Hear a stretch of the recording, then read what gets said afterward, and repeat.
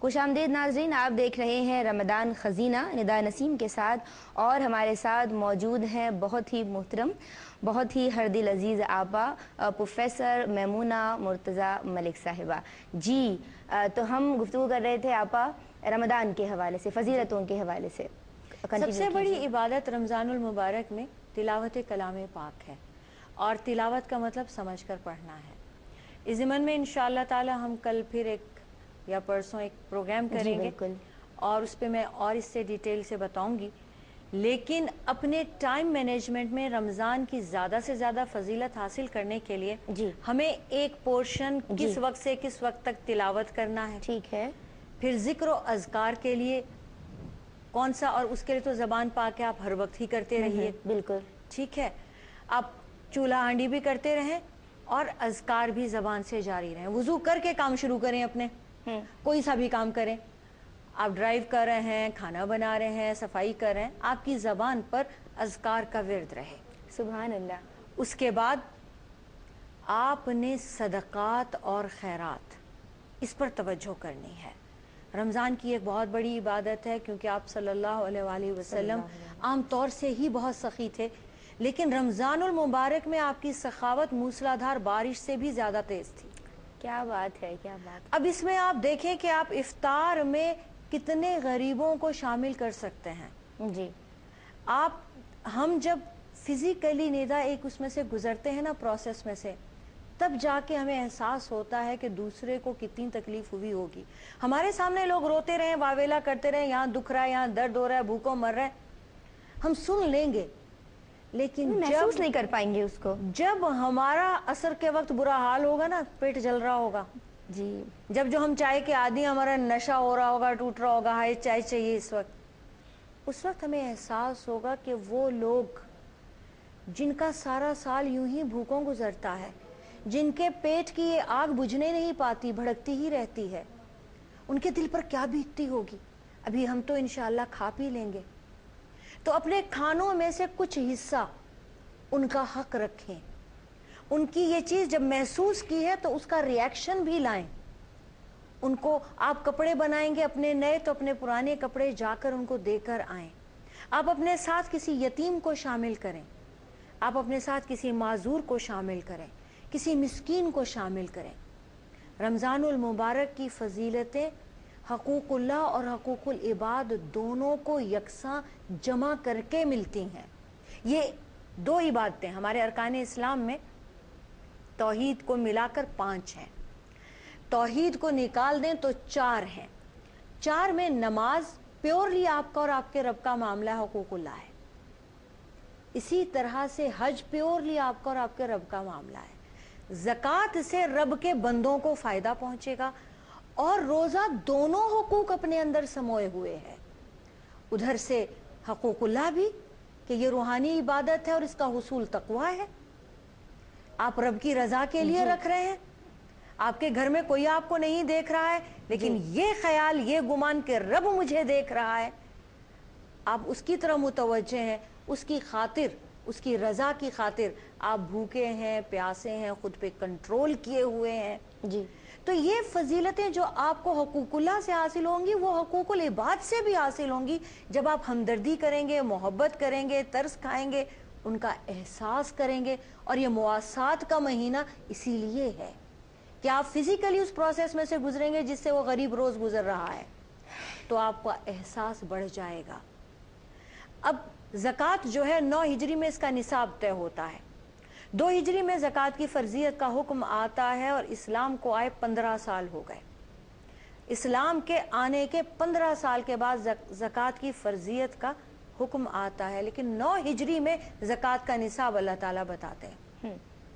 9 ہجری تک 13 سال مکی زندگی اور 8 سال یہ لے لیں، 21 سال تک کیا مسلمانوں نے اللہ کی راہ میں نہیں دیا؟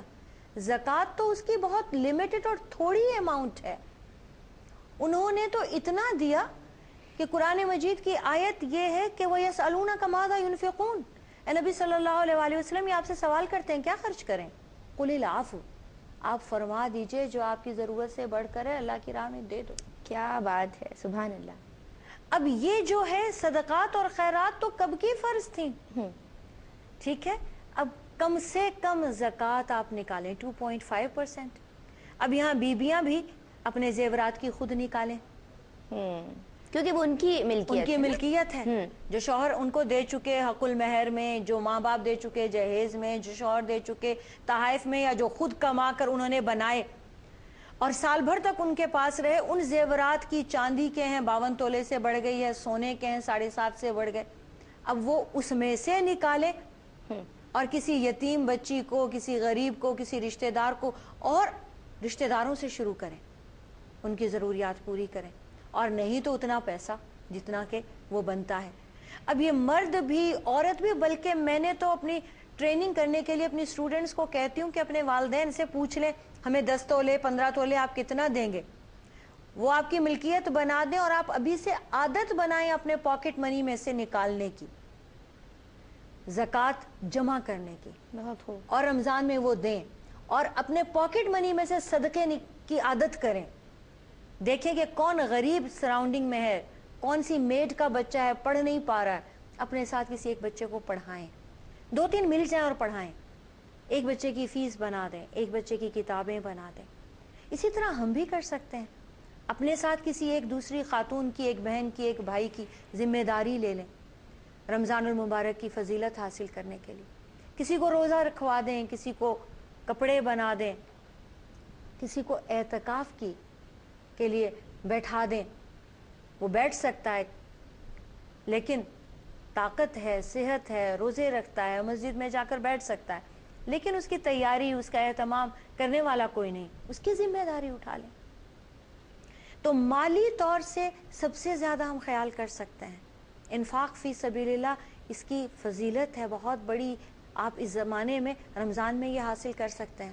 تراویح ہے رمضان المبارک کی بہت بڑی، بہت پیاری عبادت ہے، قرآن مجید پورا سننا ہے، اس میں قیام اللیل ہے، تہجد ہے، اس میں ایک قرآن مجید ختم کریں.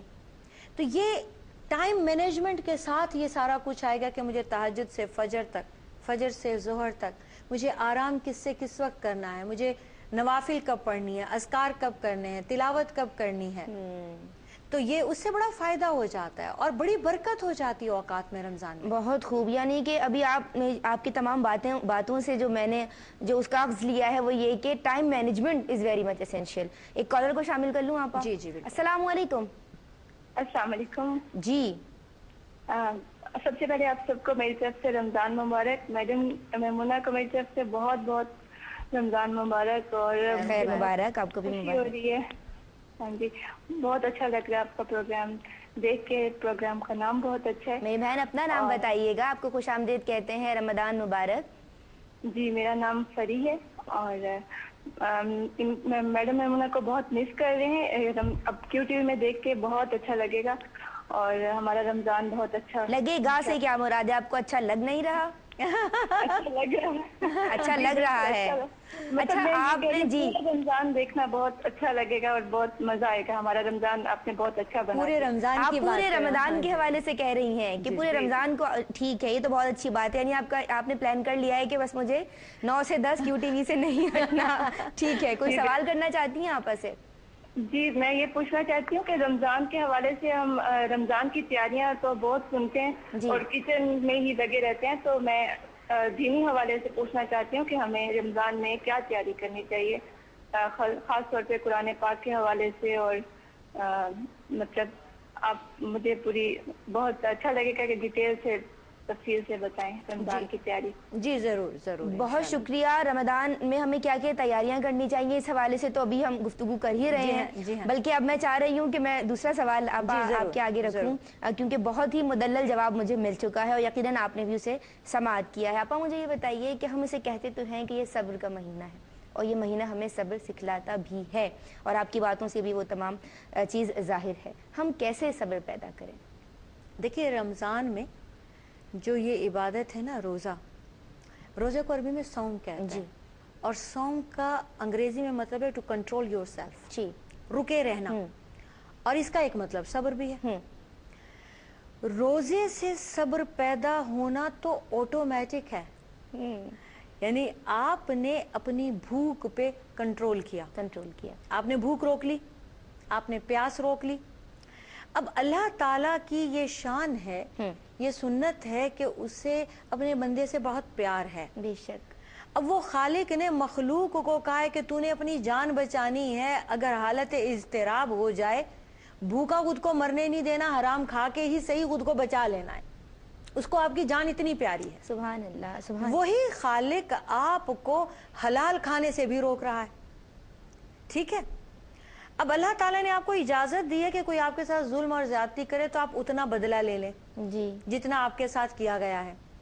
हालत रोजा में आप ये भी नहीं कर सकते।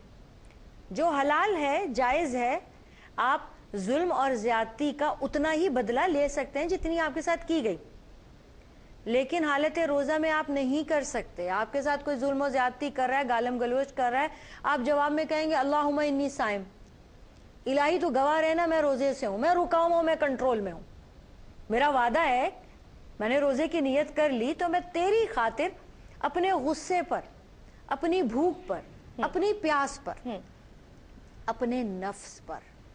अब मियाँ बीवी के ताल्लुकात हलाल हैं, लेकिन मना कर दिया। तो हम जब हलाल चीजों से रुक सकते हैं तो हराम से क्यों ना रुकेंगे? ये एक ट्रेनिंग है निदा जी, जो आपके अंदर, मिजाज के अंदर कंट्रोल और सब्र पैदा करती है जी। और ये दिखाते हैं हम अल्लाह ताला को करके फिजिकली कि जब जो चीजें हमारी हैं, जो चीजें हमारे बस में हैं और हम जिन्हें कर सकते हैं आम हालात में, तेरे हुक्म पर, तेरी ख्वाहिश पर, तेरी रजा हासिल करने के लिए, तेरी मोहब्बत में, उन सब पर खुद को रोक लिया है। जब तक तूने इजाजत दी किया जी, जब तूने रोक दिया, रोजे की नियत में आते ही छोड़ दी, रुक गए, अब इफ्तार करते वक्त हम इनमें से कुछ नहीं करेंगे।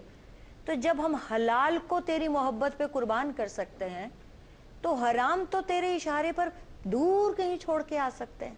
बहुत खूब। तो ये खुद ब खुद आपके अंदर एक मिजाज बन जाएगा कंट्रोल वाला, और जब 30 दिन तक आप एक प्रोसेस में से गुजरते हैं, आपकी आदत बन जाती है। देखिए, ये जो नींद है, आप इसको सोना शुरू करें, एक दिन आप 4 घंटे सोएं, 10 दिन तक आप 4 घंटे से ज्यादा ना सोएं, 11वें दिन आपकी नींद 4 घंटे ही होगी। बिल्कुल। आप 6 घंटे सोएं, फिर 6:15, फिर 6:30, फिर 7, ये नींद 8वें दिन, 9वें दिन 8 घंटे हो जाएगी। आप खाना शुरू करें, आप एक रोटी पे कंट्रोल कर लें और खुद को इससे आगे बढ़ने ना दें। आपका स्टमक एक रोटी के साइज का होगा। आप इसको डेली 2-2, 4-4, 6-6 निवाले करती जाएं और वो बढ़ता चला जाएगा। ये जो ट्रेनिंग है भूखे प्यासे रहने की, ये जो स्टमक है, ये जो पेट है, ये जो छाती के अंदर है, सारा कुछ गड़बड़ यहाँ पे है। हमारा दिमाग सोचे, हमारा दिल गवाही दे, मगर हमारे आज़ाद जो मुलव्वस होते हैं उन ज्यादा का ताल्लुक पेट ही से है। अब जब उस पर कंट्रोल कर लिया और उसको आदी बना लिया और 30 दिन तक सच्चे दिल से वैसे ही किया जैसे रोजे का हक है, तो 1 महीने के बाद आपकी शख्सियत में सब्र और निखार आ ही जाता है। खुद ब खुद वो आदत पड़ जाती है कंट्रोल की। पेशेंस जो है, जो आजकल इतने एग्रेसिव हैं हम, आजकल हमसे बर्दाश्त ही नहीं होता। क्या सड़कें हैं, क्या बाजार हैं, क्या हमारी जॉब्स हैं, क्या हमारे घर हैं। मैंने यहाँ तक देखा है, अब पाकिस्तान में भी, यानी जब हम यहाँ पाकिस्तान में थे तो एक और माहौल था, अब मुझे वो दूसरा लगता है। अब लगता है कि कोई किसी को नहीं सहता, कोई किसी को ब्रीदिंग स्पेस नहीं देता, कोई किसी को बर्दाश्त नहीं करता। शायद उसकी वजह यही है कि हमारी ट्रेनिंग नहीं हुई, हमारी तरबियत नहीं हुई। रोज़ा इस तरबियत की सबसे बड़ी, जी, सबसे बड़ी ट्रेनिंग है। अगर आप सच्चे मानों में, आप पेशेंस में हैं, और भूख की वजह से बल्कि गुस्सा और भी आता है। अब आपने कंट्रोल किया हुआ अपनी जबान पे, और पुराने मज़ाहिब में रोज़ों में तो इंसान बोल सकता ही नहीं था, उसे इजाज़त ही नहीं थी। अच्छा, हमारे इस्लाम ने तो रोज़े में इस्लाहात की हैं, चेंजेस की हैं, जो सारी की सारी हमारे फ़ायदे के लिए हैं कि बोलो तो अच्छा बोलो, نہیں تو خاموش رہو، اور وہ خاموشی بھی عبادت ہوگی. کیا بات ہے. تو اگر آپ خاموش بھی رہتے ہیں، وہ کہتے ہیں نا روزے دار کی تو خاموشی بھی تسبیح کرتی ہے. ناظرین کرام، میمونہ آپا ہمارے ساتھ ہیں. سوالات کا سلسلہ ہم جاری رکھیں گے لیکن اس بریک کے بعد. السلام السلام